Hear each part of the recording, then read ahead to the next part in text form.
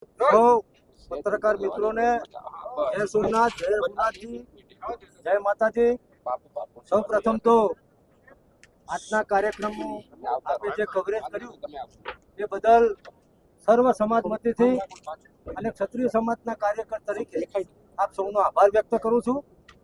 આપ સૌ જાણો છો એ પ્રમાણે આજનું જે લાગણી પ્રદર્શન, શક્તિ પ્રદર્શન નહીં, લાગણી પ્રદર્શન અનિરુદ્ધસિંહ જાડેજા અને રીબડા પરિવારને એક હૂંફ આપવા માટે, એમને સહયોગ આપવા માટે, એમને સહકાર આપવા માટે આજે સમગ્ર ગુજરાતમાંથી તમામ જ્ઞાતિ સમાજના આગેવાનો, યુવાનો, વડીલો અને બહેનો પણ ઉપસ્થિત હતી।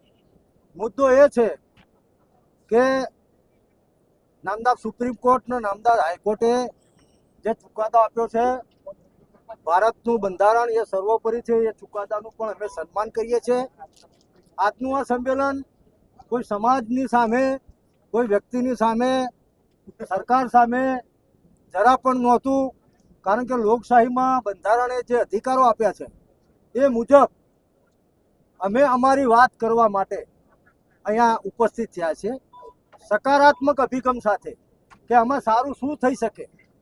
એટલે અગાઉના વક્તાઓએ પણ બધી વાતને વણી લીધી છે।